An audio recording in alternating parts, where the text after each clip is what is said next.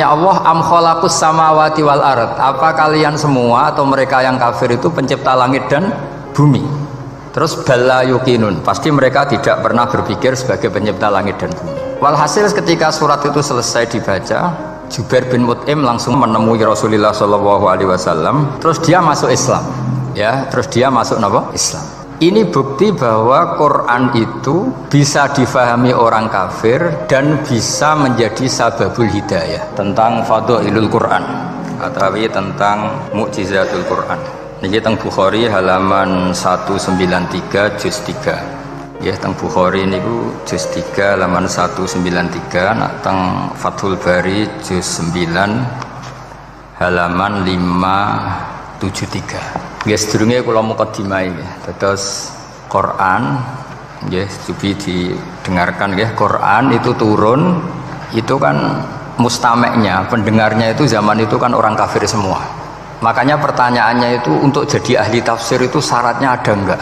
Ya syaratnya ada, harus paham itu. Lalu syaratnya paham itu apa? Untuk Quran itu syaratnya satu, ya dapat hidayat itu.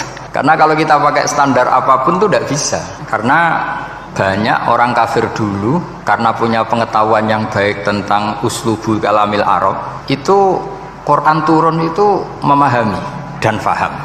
Ini termasuk yang diceritakan Shahihus Shahih, yaitu Imam Bukhari. Imam Bukhari itu cerita ada orang namanya Jubair bin Mut'im, itu kafir. Saya ulang lagi ya, Jubair bin Mut'im itu kafir. Dia datang ke Madinah untuk negosiasi Asra Badrin, tawanan perang Badar. Delalah pas itu Rasulullah SAW memimpin sholat maghrib, baca surat Wattur wa kitabim mastur fi raqim mansyur. Si Jubair ini mendengarkan terus. Mendengarkan itu kok enak. Nah dia mulai argumentasi kekafirannya terganggu, logika kekafirannya terganggu. Itu ketika Allah mulai mempertanyakan am khuliqu min ghairi syai'in. Kalau kalian merasa Tuhan, mbok kamu itu merasa hidup tanpa pencipta. Ya sudah, kalau kalian merasa Tuhan sebagai subjek, sebagai aktor sejarah, kalian harus khuliqu min ghairi syai'in. Manusia itu diciptakan tanpa pencipta. Atau amhumul khaliqun, atau kalian memang pencipta. Lalu kalau kalian pencipta, pertanyaannya Allah, am khalaqus samawati wal ard. Apa kalian semua atau mereka yang kafir itu pencipta langit dan bumi? Terus bala yuqinun, pasti mereka tidak pernah berpikir sebagai pencipta langit dan bumi. Walhasil ketika surat itu selesai dibaca, Jubair bin Mut'im langsung menemui Rasulullah SAW. Terus dia masuk Islam. Ya, terus dia masuk apa? Islam. Ini bukti bahwa Quran itu bisa difahami orang kafir dan bisa menjadi sababul hidayah. Sebab itu saya pastikan jika Quran itu dikaji orang non muslim dengan niat belajar, itu harus diberi hak.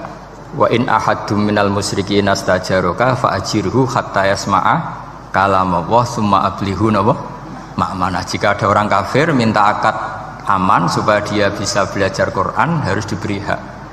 Karena awal-awal Quran itu saking fasohahnya, saking jameknya, saking jelasnya, bahkan aslama Umar mergo bistimaihi atau bisamaihi ayat Al-Quran. Wa kadzalika aslama Jubair bin Mut'im juga ketika mendengar ayat Quran. Pertanyaannya kan, dia ketika mendengar itu muslim apa masih kafir? Masih apa? Kafir. Dan aslama setelah mendengarkan ayat apa? Quran. Ini nanti saya terangkan secara logika mukjizatnya. Saya akan suasananya ngaji seperti ini, dan insya Allah selalu pakai Bukhari di bab Fadhailul Quran atau Mukjizatul Quran. Nanti setelah niki do ngopi mulai uteke itu merap. Ning Jawa iku ribet niki, cara disiplin ngaji wis kriminal. Kok ana kopi ana ngaji, mesti wong eling kopi sik. Sajane cara disiplin ngaji ku kriminal. Tapi wong niki boten disiplin dadi nggih pun kula waca nggih. Bismillahirrahmanirrahim. Ini cerita Islamnya Jubair bin Mut'im. Yes, di Bukhari saya juz 3 halaman 193, kalau di Fathul Bari juz 9 halaman 573. 83. Ini nanti ngaji sampai jam 3. Nanti jadi kalau jam 3 top. Kau yang berketok sampean seneng nganti jam 3. Nah kita ora paham nggih seperempat jam. Nggih, haddatsana al-Humaydi, haddatsana Sufyan, qala nggih qala haddatsuni 'ani Zuhri an Muhammad bin Jubair bin Mut'im an abihi. Qala sami'tu an-nabiyya sallallahu alaihi wasallam yaqra'u fil maghrib bit-tur.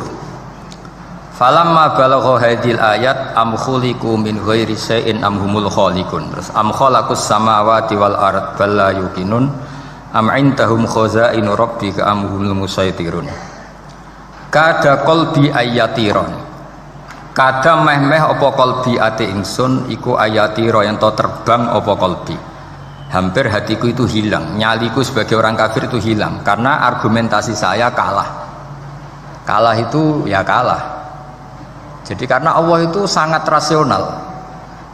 Saya berkali-kali kalau ngaji bilang Allah itu zat paling fair, paling kalau boleh dibahasakan tuh ngajak kita sangat-sangat rasional.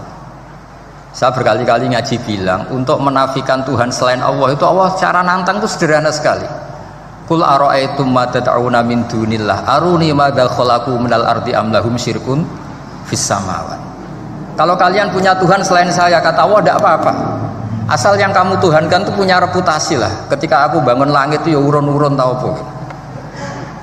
Melok gawe langit ora, urun semen ora, kok melok jadi pangeran piye. Jadi aruni.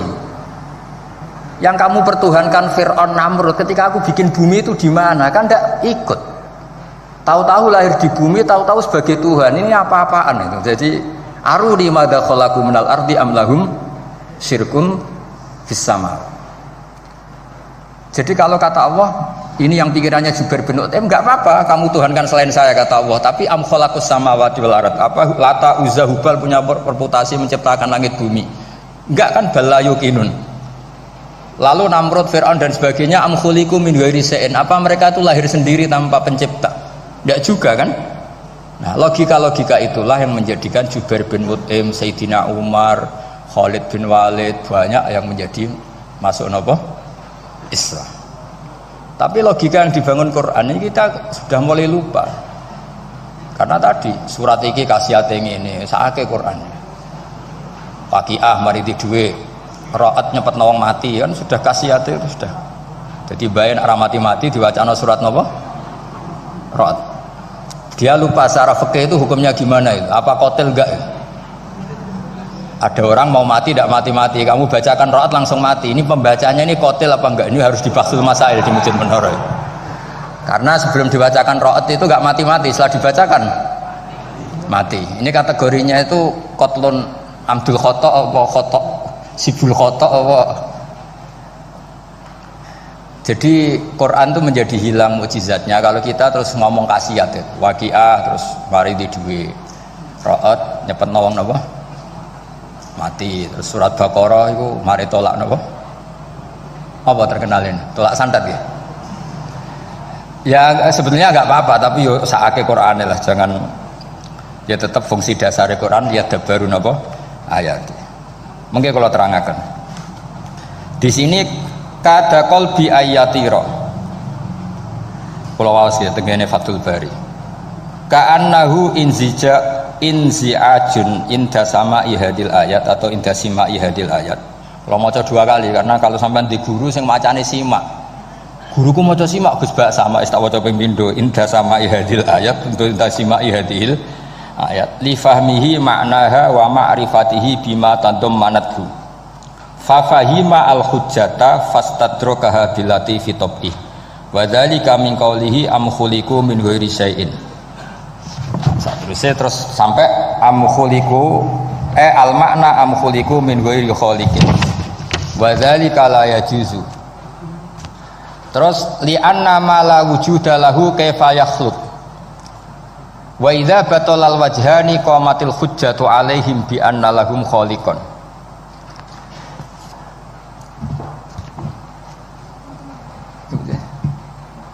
Wah, aneh-aneh. Bendi kegiatan ya biasanya.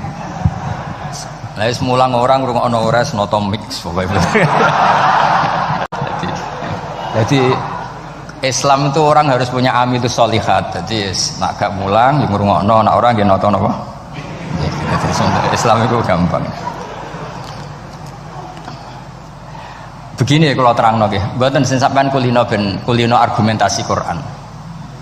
Ketika Allah menafikan Tuhan selain dirinya, saya ulang lagi, ketika Allah ingin menafikan Tuhan selain dirinya, sebenarnya argumentasinya itu gampang sekali. Kita tahu di awal juz 6 misalnya qul ara'aitum ma tad'una min dunillah, ara'aitum di tafsir-tafsir akhbiruni. Coba saya kasih tahu ara'aitum bi makna apa? Akhbiruni. Coba kasih tahu saya. Kalau mereka itu Tuhan apa reputasinya? Aruni, tunjukkan ke saya. Madza khalaqakum minal ardi. Ketika aku menciptakan bumi itu mereka urun apa? Fir'aun lahir di bumi, Namrud di bumi, Nabi Isa di bumi. Semua yang kamu tuhankan lahir di bumi. Lalu ketika bumi diciptakan kontribusi mereka itu apa? Mbok kalau yang merasa jadi Tuhan tuh mbok yo gawe lah urun gitu. Gampangane iku yo wong iku ana kualifikasine. Nek dadi kiai iku yo tau mutolaah. Tahu ngaji bafail macam-macam lah soalnya. Nak dadi wong sugih iku syaratnya ya diwarisan atau pekerja keras. Kan kabeh ono syarat. Mosok dadi pangeran tanpa kualifikasi. Dadi presiden yang menang di pemilu gitu. Ini jadi Tuhan kok tidak punya reputasi aruni madza khalaqu minal ardi am lahum syirkun fis samawat. Kok jadi Tuhannya bumi ya reputasinya menciptakan bumi. Lah Jubair bin Mut'im itu orang kafir, saya ulang lagi orang kafir. Terus Allah membombardir dengan argumentasi am khalaqus samawati wal ard. Yang kamu tuhankan apa menciptakan langit bumi? Am khuliqu min ghairi syai'in, apa yang kamu tuhankan itu wujud begitu saja tanpa pencipta. Wos pokoknya dibombardir gitu. Sampai beliau tidak kuat, akhirnya matur Rasulullah asyhadu alla ilaha illallah wa annaka Rasulullah. Jadi dulu itu mukjizatnya Quran itu orang kafir saja tahu. Saking dahsyatnya, logika yang dibangun itu saking dahsyatnya. Dan itu murni argumentasi ilmiah, bukan jimat, mboten. Terus diwaca sakmene ambek poso, iku mboten enten ngoten riyen. Ya pokoknya memang ilmiah. Saya punya sekian contoh. Sampean boleh nggak percaya, tapi kebangetan ora percaya. Dulu di antara sifatnya Rasulullah, saya sering ya kadang-kadang ya kepengen emosi lah, wong dikandani pangeran kok angel ra karuan. Tapi dulu para nabi itu disifati Allah qad ja'atkum bayyinatum mir rabbikum. Orang-orang kafir dulu disalahkan Allah karena sudah ada bayinah. Bayinah itu kebenaran yang ketok welo-welo, begitu jelas.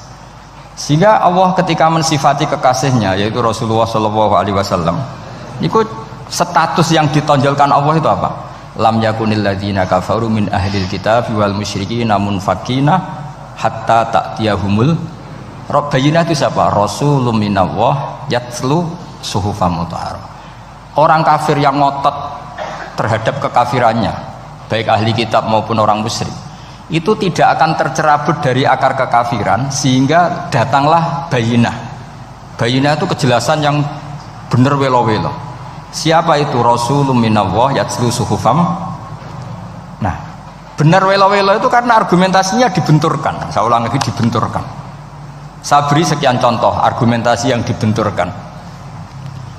Saya berkali-kali cerita kalau ngaji, lama sekali, ya saya ulang lagi, lama sekali cara berpikir orang kafir, entah kafir Cina, entah kafir Quraisy itu sama. Di mana-mana Tuhan itu penyelesai problem. Pikiran mereka, kalau problem itu banyak ya Tuhannya harus banyak. Makanya ada dewa petir, dewa dewi keberuntungan, macam-macam. Di orang kafir jahiliyah juga sama. Ini Tuhan spesialis hujan, ini Tuhan apa, sesuai fungsinya. Sehingga ketika Rasulullah itu datang membawa konsep satu Tuhan, mereka protes. Disebut aja'alal alihata ilahau wahida inna hadza la syai'un ujab. Masa Tuhan satu, padahal problem kita ini banyak. Inna hadza la syai'un ujab, ini aneh. Tapi Nabi secara telaten adu argumentasi. Kalau kamu sebagai pembantu, sebagai budak, lalu majikan Anda banyak, semuanya punya perintah yang beda-beda, kamu suka apa enggak? Ya tidak suka Muhammad. Enak mana majikan banyak sama majikan satu? Ya enak satu. Tuhan kamu itu majikan kamu. Kalau Tuhan kamu majikan kamu, kalau Tuhannya banyak, perintahnya beda-beda, habis kamu. Ya sudah amat, Tuhannya satu saja.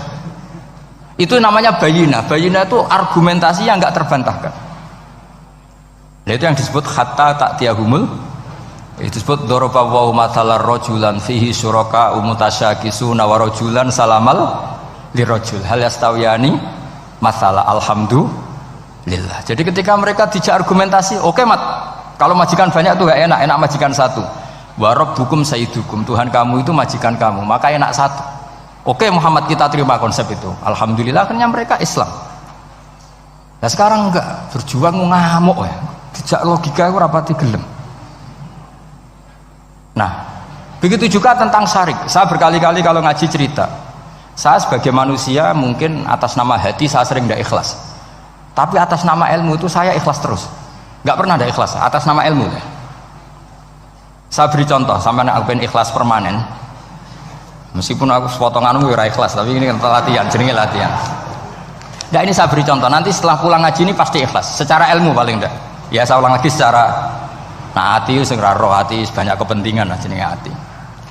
Lama sekali kita ikhlas mengatakan ini putih, ya kan? Kertas ini putih apa hitam? Putih. Kamu ikhlas gak? Ikhlas kan? Gak ada yang bayar kan? Kamu mengatakan putih kan gak bayar.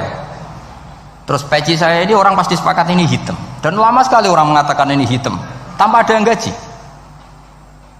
Nah kenapa kita ikhlas? Karena memang faktanya ini putih, sehingga kita katakan putih. Peci hitam, faktanya juga hitam, sehingga kita katakan. Pertanyaannya, kenapa ketika Allah kamu katakan Tuhan, kamu udah ikhlas? Padahal kamu mengatakan ini putih-putih, gak ada yang gaji juga mau. Alasannya apa? Karena ini fakta. Gitu. Sekarang Allah Tuhan itu fakta apa enggak? Fakta. Loh kenapa untuk mengatakan Allah Tuhan kamu nunggu opah? Iku ngawur tau ora cara ilmu. Mboten ngawur mboten. Ngawur kan? Harusnya kalau mengatakan fakta itu yang ikhlas. Putih kita katakan putih, hitam kita katakan hitam, meskipun nggak ada yang bayar. Nah itu ilmu. Maka kalau kita dengan ilmu nyembah Allah mesti ikhlas. Ya Allah memang kau Tuhan, ya tak sembah. Atas nama ilmu loh, saya ulang lagi, atas nama. Tapi kalau atas nama hati, Gusti nggih nyembah nggih nyembah lah Gusti nyuwun opah lah. Kalau ini kan maksudnya ku yo piye no, jadi ribet. Makanya di bab fakta itu Allah ngendikan waman azlamu mimman abadani li jannatin aw narin laulam akhluq jannatan wala naron alam akun ahlan al-uto'ah. Siapa yang lebih zalim ketimbang orang yang menyembah saya yang karena takut surga atau ingin masuk surga atau takut neraka.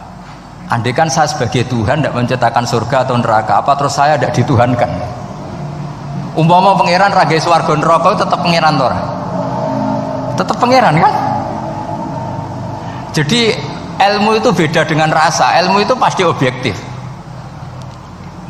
Nah dulu saya ulang lagi, orang kafir itu dijak begitu itu mau,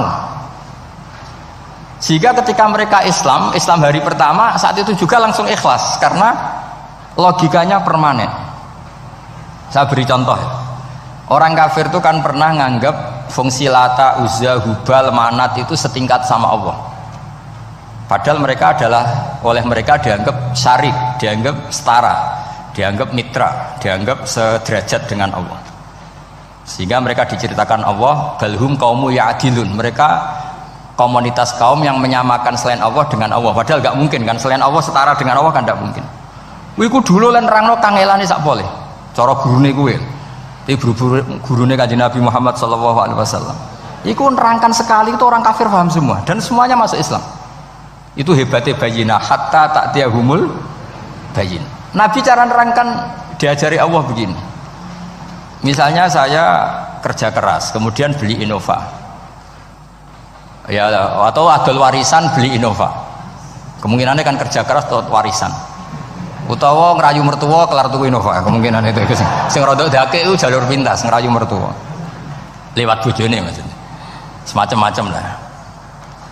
Apapun itu ciri khas pemilik itu nggak ingin orang lain itu setara dengan dia. Kue kerja keras nabung puluhan tahun beli Innova, kemudian teman kamu udah ikut beli, cara menguasai Innova itu sama dengan kamu.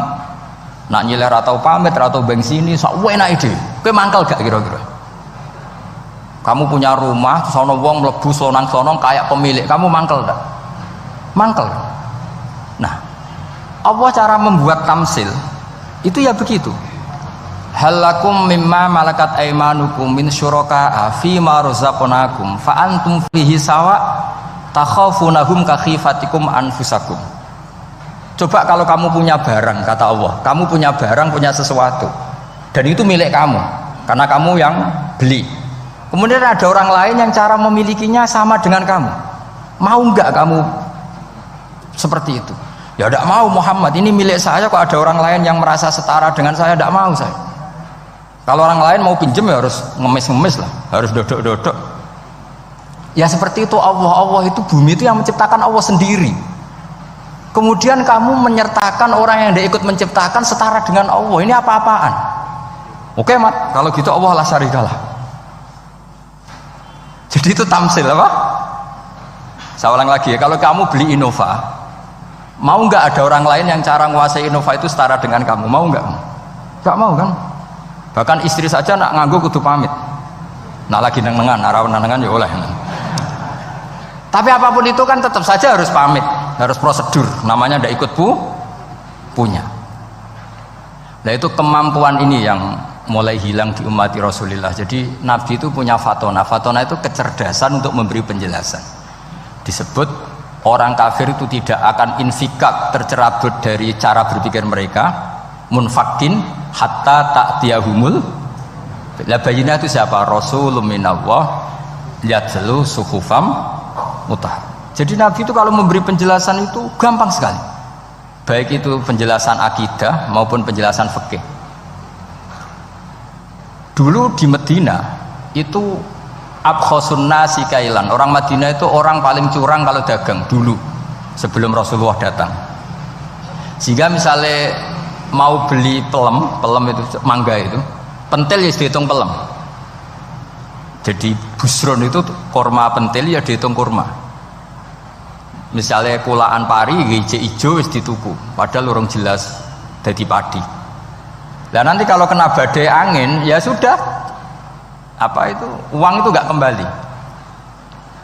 Ketika Rasulullah datang, Nabi mau tanya, "Cung tuku apa?" Tumbas pelem. Sekarang satu pohon pelem dituku 2 juta, itu rego pelem tak rego pentil. Mbak sampean jawab ya? Pentil kan gak ono regane, sakmene niku.